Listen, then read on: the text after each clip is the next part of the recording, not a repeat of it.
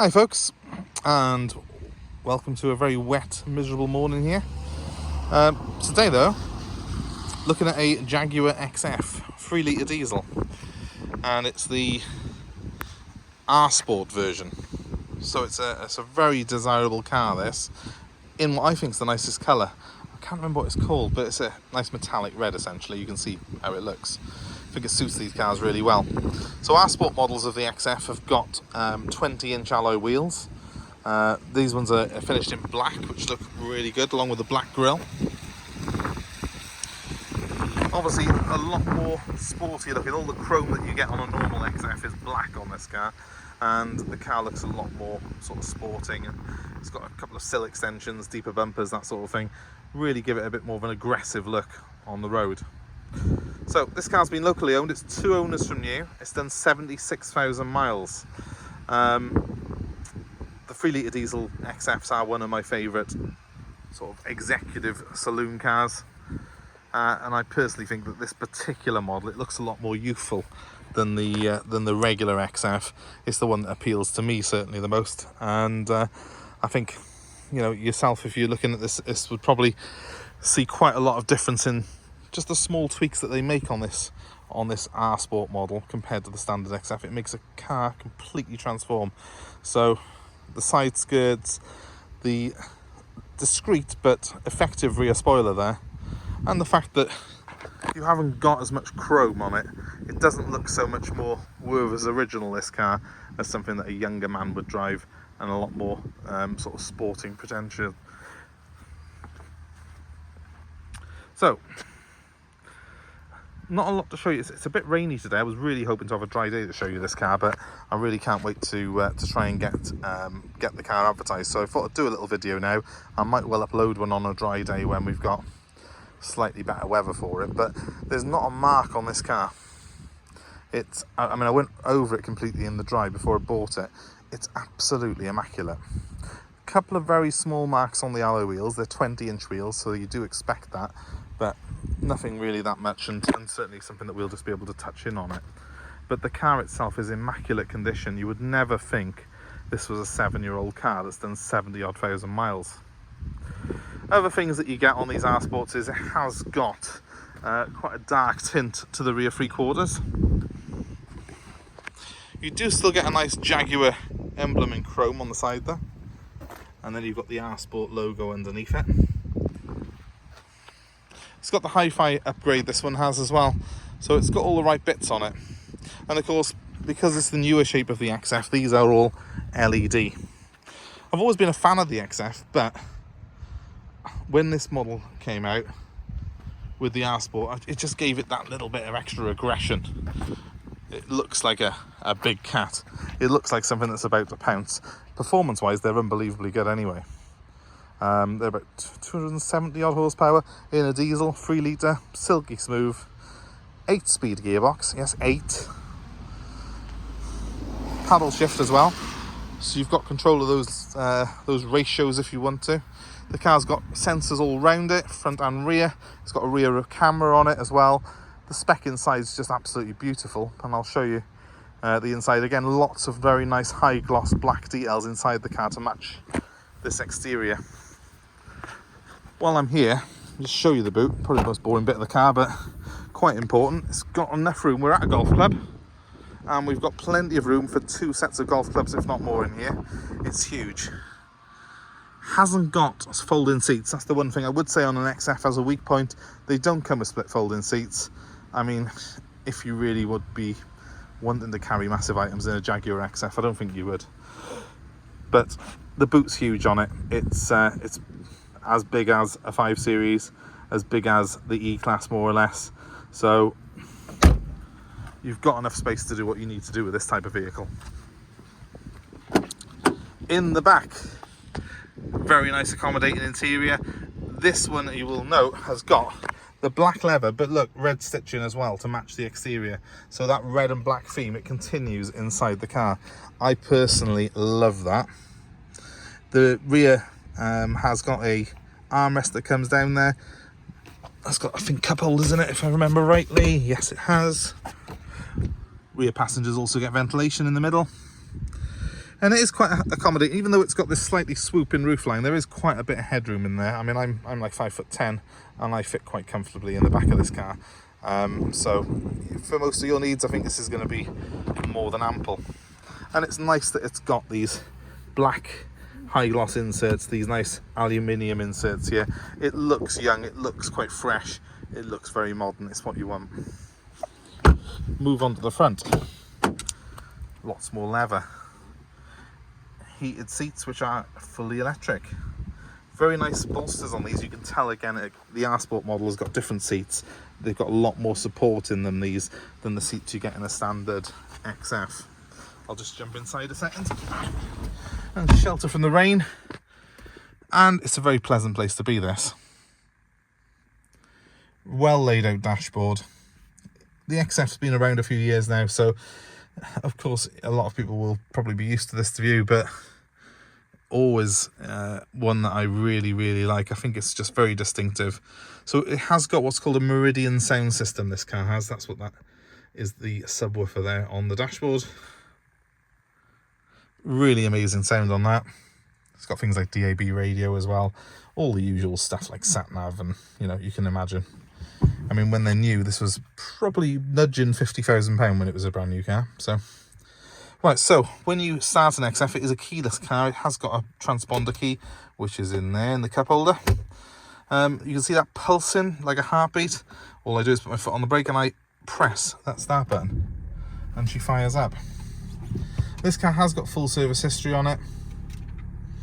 It's also had just 2 owners from new.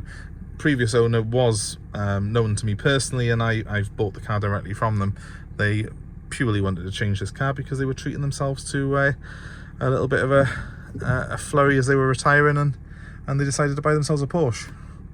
So the XF had to go to make room. But apart from that, I think what a beautiful car this is. They did a bit of a facelift on these cars. I want to say 2011. I think it was about 2011 they did a facelift, maybe 2012. It's got the upgraded navigation this car has. It's a much nicer system than the old one. You've got some push buttons here which you can use to select the screen you want to go on. So I've just pressed navigation and here I am. I haven't got my phone connected to it at the minute, but obviously it has got Bluetooth connectivity on it, this car. And obviously if I press the main menu there, it comes up with this button here, which will basically give me all my major things on a touchscreen setup as well. If I want to put my radio on, for example. We can see we've got a Meridian system, we've got Dolby Pro Logic on the car, we've got a 6-disc CD player. It's a very high spec audio system on this car. And we'll just stick to radio 2 today, I think, for today's demo. What I do like on the XF is, although I've got this touchscreen and it is quite thorough, you can do most things on here, I have also got manual controls for the major stuff here. So I've got a manual volume switch, I've got a manual switch there for the blower, with driver and passenger temperature controls. I've got front and rear heated windscreens, something that you don't get on many cars but is standard on these. So, the majority of the things I need to sort of get a grip on are quite easy to get hold of. Move on here and we've got the gearbox. This rises up when I start the car, and these vents sort of turn as well. It's quite a nice theatrical effect when you turn the car on. It's a dial that you turn to select the gears. As you can see, when I put reverse on there, that I had the car come up with the reverse camera, and when I select drive, I have got a park and aid alert to let me know, at low speeds like this, that comes up, and it gives me a visual and an audio guide of where the car is in terms of obstacles in my way. Also got things like a snow mode. I can have a race mode here, or dynamic they call it. So I can put the car into sport mode on the gearbox, dynamic mode here, and it gives the car kind of a race setting. And also we have got the ASL there, which I believe is like a lap timer type thing. It's way more than this car needs, because I've been driving it around today in drive in standard mode without dynamic on, and the thing is an absolute rocket ship anyway. But it's there if you want to impress your friends. And if you do want to select the gears manually, you have got by here, let me just zoom in there, you've got paddles on the steering wheel. Right goes up, left goes down. so you can select through 8 ratios manually, which is fantastic if you really feel the need to race a diesel Jaguar. I think for most people though, you're going to do what I did. You're going to put it in drive. You're going to enjoy the fact that it's got masses and masses of torque, so it's more than capable of overtaking and pinning you back in the seat when it's in standard mode. And I think you're going to enjoy the fact that you're just driving something that's very comfortable, very fast, and also very efficient. I've run an XF before and I was getting 40 miles per gallon out of it with this engine. So that's very, very good, very impressive. I don't know what the trip computer's saying at the minute. Usually, there we are. Let me go back to it. I haven't reset this. Its average fuel consumption for its previous owner is 38.2 miles per gallon. So my 40 miles per gallon is not pie in the sky, guys.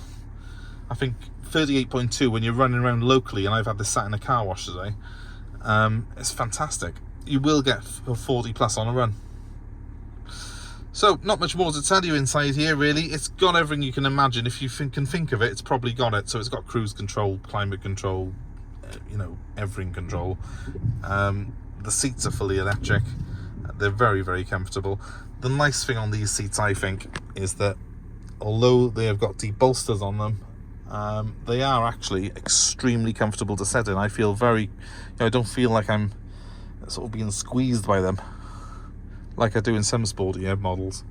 They are comfortable, but they give you that support you need. So let me just turn it off. You'll see when I do that this will sink down and those vents will close. So let's just do that on camera, because I never get tired of that. I just think it's a classy effect. Apart from that, it's all very pleasing. It's got the darker headlining on it. It's got the, you know, darker interior. It's very inoffensive. It's the one that most people would probably opt for on this particular car, I think. So, without further ado, let's step back outside. Oh, just to show you that these seats have got a memory function by here as well. I think I forgot to mention that. Obviously, they're fully electric as well. And they've got so many different controls on them for lumbers and, you know, things like that. You will have no problem getting yourself comfortable in this car. So, I particularly like these cars. I do particularly like this colour for the car as well. So, for my mind, a 2-owner version with full service history like I've got here is what you should be looking for if you're looking for one of these. And this car's done, it's 7 years old now, and it's done 76,000 miles. So it's done just over 10,000 a year. That's kind of optimum mileage for me on a diesel car. I wouldn't want to buy one with a stupidly low mileage, because then you end up with DPF filters that are clogged and, you know, various things like that. A diesel car is meant to be driven. So the old thing of, oh, lower mileage is better. Sensible mileage is better on these cars, I think. And most importantly, get one that's got full service history, which this car has got. So if it's of interest to you guys, this car is available for sale. It's available for nationwide delivery, and we're happy to take your old car as part exchange. If you are interested, please give me a call. My number is 07932 873 646.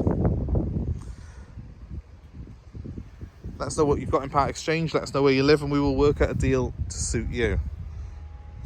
And of course, guys, if you're watching this video, please give us a like and please subscribe to our channel.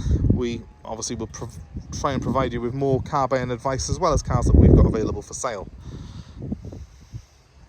So give us a like, give us a share, comment below, let us know your own thoughts. Have you had one of these cars? I mean, what's your personal preference in the XF range? Those wheels and this colour mean that this is the one that I personally am drawn to. Obviously they do various trim levels and they do some pretty high performance stuff, but this 3 litre diesel, it's fast enough. It's more than I would personally, you know, would not want more. I'm not as keen on the 2.2s, just because I want a 6-cylinder in a Jag. I don't like the sound of the 2.2 because it's a 4-cylinder engine. For me, this is my favourite in the range, but, you know, let us know your thoughts. What would you personally opt for?